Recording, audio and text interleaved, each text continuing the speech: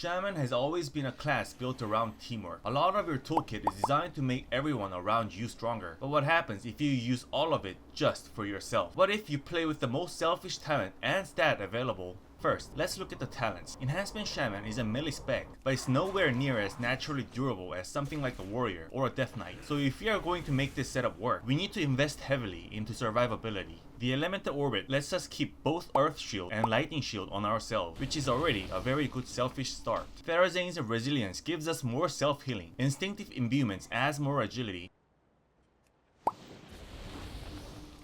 And Nature's Protection from the Stormbringer's hero talent gives us extra damage reduction on top of that. Now 3% damage reduction might not sound like much, but it's still better than nothing. Then we reinforce the self-healing again with Refreshing Waters, and Primordial Bond really brings the idea together. Instead of treating Earth Elemental like a button that helps the team, we turn it into a selfish defensive cooldown that simply gives only myself a 15% more health. Keeping the team alive is nice, but Shaman life matters more. For the hero talents, I chose Stormbringer. A lot of classes center their entire build around big 2-minute cooldowns, but for this setup, I wanted the fun part to come around more often. So instead of Ascendance, I made Doomwinds the center of this build. So we get a much shorter 1-minute cycle that fits this playstyle far better. By combining Doomwinds with Thorium's Invocation, the entire build starts to revolve around one goal. During that 10-second Doomwinds window, we want to spend as many Stormstrike and Crush Lightnings as possible and keep converting the pressure into repeated lightning bolts. During the 10-second Doomwinds window, you can spam Stormstrike and Crush Lightning, and that works because the entire build feeds back into itself. Elemental Assault gives you Maelstrom weapon stacks through Stormstrike. Elemental Tempo then lowers the cooldown of Stormstrike whenever those Maelstrom stacks get consumed, and with Thorium's Invocation, using Stormstrike bends those stacks to fire off lightning bolts. So everything starts looping together.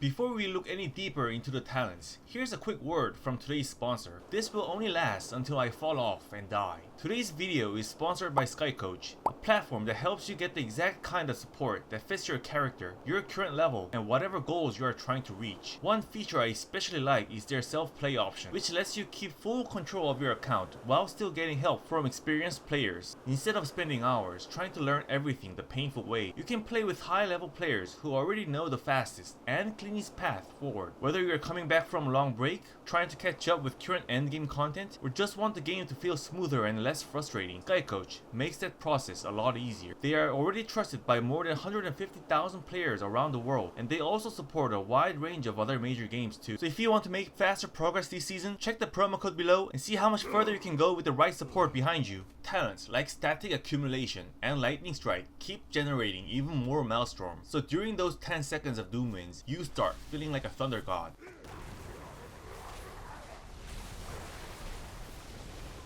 Sundering summons Feral Spirits, which gives us another 5% damage increase, and Totem of Wrath PvP talent increases the critical effect of our damage by another 15%. That is why I highly recommend using Sundering before Doomwinds. You start from Sundering, then press Doomwinds, and from there, you mostly just spam Stormstrike and Crush Lightning for the rest of the window. A lot of the damage starts happening on its own, because all of the lightning effects are constantly feeding into the burst. I would also recommend using a simple macro to pair Doomwinds with your Ratio or your Trinket, just to make the burst setup cleaner and more consistent. For stats, I'm investing heavily into Haste first, and then Mastery after that. In case of PvP, Versatility is a must. With my current gear, I'm sitting at about 26% haste, 31% mastery. But once you factor in the talents we've already talked about, plus Bloodlust, that haste jumps all the way up to 62%. With that much haste, your global cooldown gets much faster, which lets you cram even more into the 10-second Doomwinds window. What this gives us is a Shaman build that is selfish, simple, and extremely strong. It also performs well outside of PvP. In Dungeons and Delve, it still hits hard in both single target and AoE. And all of the visual effects make the whole thing feel even more satisfying to play. But the real reason this build becomes so dangerous is PvP, and that comes down to one PvP talent, Shamanism. Normally, Bloodlust has a 10-minute cooldown. Shamanism cuts that all the way down to 60 seconds, which means it lines up perfectly with Doomwinds. Bloodlust is usually one of those buffs you are expected to share with the team.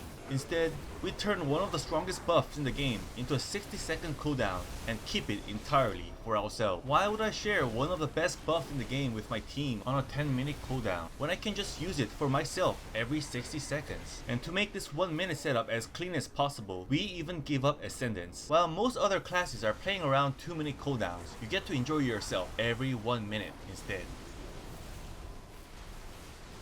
And like I said earlier, once Sundering and Doom Winds are active, the rest of the burst is mostly just Stormstrike and Crush Lightning. This build is so simple, even a kindergarten kid could probably play it. You mostly play with random teammates, so this build makes even more sense. It does not rely on perfect teamwork. A lot of value is built directly into your own burst window. So instead of playing Shaman like a loyal support class, why not put yourself first and just have fun? And that's all, and don't forget to check the comments.